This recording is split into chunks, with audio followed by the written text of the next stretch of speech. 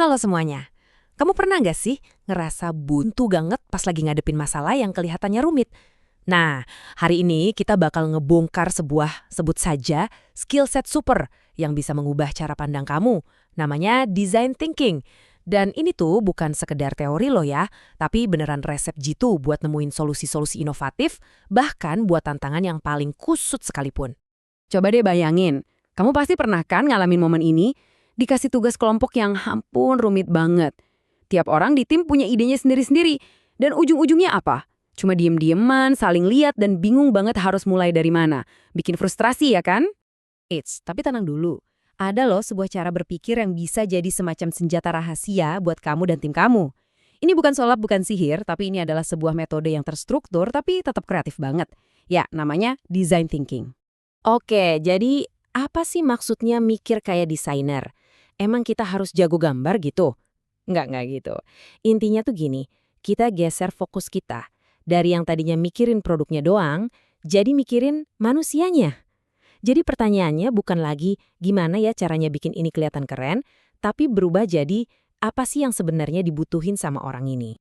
Nah, kalau kita lihat definisinya nih, design thinking itu sebuah pendekatan inovasi yang fokusnya ke manusia. Tujuannya buat mecahin masalah secara kreatif. Kuncinya ada di 3 hal. Pertama, solusi itu harus diinginkan sama pengguna. Kedua, harus layak secara bisnis, ya harus masuk akal lah. Dan ketiga, harus memungkinkan secara teknis untuk dibuat. Nah, solusi yang paling top itu adanya di tengah-tengah pertemuan 3 hal ini. Ini pas banget sama apa yang pernah dibilang sama Steve Jobs. Dia bilang, banyak orang mikir desain itu soal tampilan. Tapi kalau kita gali lebih dalam, desain itu soal cara kerjanya. Keren kan? Ini benar-benar jadi inti dari design thinking. Fokusnya tuh ke fungsi, ke solusi yang beneran jalan, bukan cuma soal polesan luarnya aja. Nah, metode sekeren ini kan gak muncul tiba-tiba ya. Pasti ada ceritanya. Yuk kita intip sebentar, dari mana sih asalnya si design thinking ini? Jadi akarnya itu udah ada dari tahun 50-an, dari dunia desain industri. Tapi turning point-nya itu terjadi di tahun 2003. Ada seorang bernama David Kelley, dia bawa konsep ini ke D-School di Stanford University. Yang keren, dia ngajarin ini bukan cuma buat mahasiswa desain, tapi buat semua jurusan. Terus, di tahun 2008, ada Tim Brown dari sebuah perusahaan inovasi super keren namanya IDEO. Nah, dialah yang benar-benar bikin istilah design thinking ini jadi mendunia dan dipakai di mana-mana. Oke, ini penting banget buat kita lurusin ya. Walaupun namanya ada kata desainnya, metode ini tuh bukan cuma buat para desainer. Anggap aja ini kayak kotak peralatan, toolkit, yang bisa dipakai sama siapa aja. Dan siapa aja emangnya yang pakai? Wah, macem-macem banget. Mulai dari mahasiswa dari berbagai jurusan di Stanford itu tadi, sampai perusahaan software raksasa kayak SAP, bahkan organisasi sosial global sekelas Bill and Melinda Gates Foundation juga pakai ini. Pemerintah di beberapa negara juga loh. Ini bukti nyata kalau design thinking itu benar-benar alat yang universal buat inovasi. Bisa buat bisnis, bisa buat sosial, bisa juga buat pemerintahan. Keren. Oke, sekarang kita masuk ke bagian yang paling seru. Dagingnya nih. Gimana sih cara kerjanya? Ada 5 langkah atau kita sebut aja 5 jurus saktinya design thinking. Ini resepnya. Anggap aja ini peta perjalanan kita. Ada 5 fase utama. Empathize, define, ideate, prototype, dan test. Yuk, kita bedah satu persatu gimana caranya 5 fase ini bisa mengubah masalah yang tadinya abstrak jadi sebuah solusi yang konkret. Biar gampang, kita pakai studi kasus aja ya. Masalahnya gini, mahasiswa tuh susah banget cari tempat magang yang pas. Relate banget kan? Yuk, kita coba pecahin masalah ini bareng-bareng pakai 5 jurus tadi. Jurus pertama, empathize. Artinya, kita harus berempati. Ini bukan sekedar simpati ya, beda. Empati itu kita benar-benar mencoba masuk ke sepatu mereka, ngerasain apa yang mereka rasain. Caranya gimana?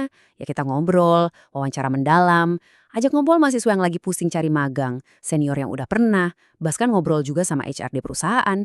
Tujuannya apa? Buat bener-bener ngerasain apa sih kesulitan, harapan, dan kebutuhan mereka. Oke, setelah kita ngumpulin banyak banget cerita dan masukan, kita masuk ke jurus kedua, define. Di sini kita jadi detektif. Semua hasil wawancara tadi kita kumpulin, terus kita cari polanya. Oh, ternyata banyak yang ngeluh soal A. Oh, ternyata mereka butuh B. Nah, dari situ kita bisa simpulin inti masalahnya jadi satu kalimat yang tajam. Contohnya, mahasiswa butuh cara yang efisien buat nemuin peluang magang yang cocok sama skill dan minat mereka. Jelas kan? Nah, ini dia nih tahap yang paling asik. Ideate. Waktunya kita ngeluarin semua ide gila. Brainstorming abis-abisan. Aturannya cuma satu. Di tahap ini, nggak ada yang namanya ide jelek.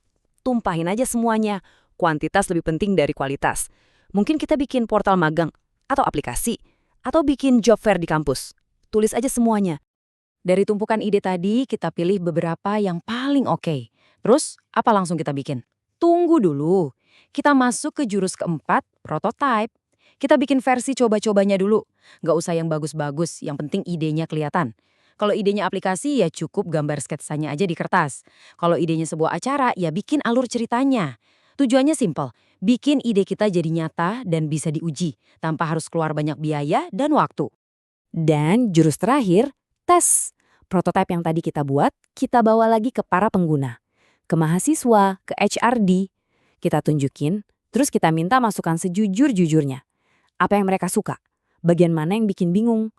Nah, dari sini kita belajar. Apa yang berhasil? Apa yang perlu diubah? Terus kita balik lagi, perbaiki prototipenya, tes lagi. Proses ini diulang-ulang terus sampai kita nemu solusi yang benar-benar klik. Oke, kita udah ngelewatin 5 jurus tadi. Sekarang pertanyaannya, kenapa sih ini semua penting buat kamu?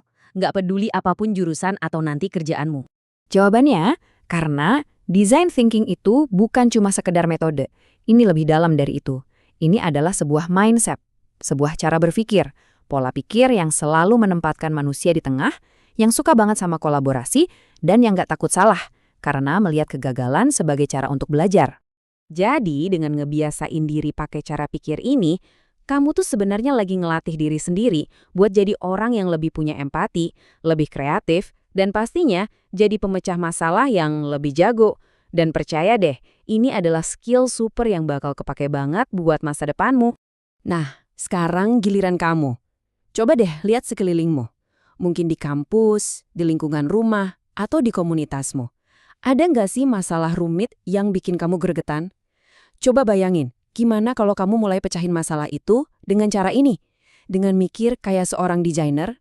Yuk dicoba.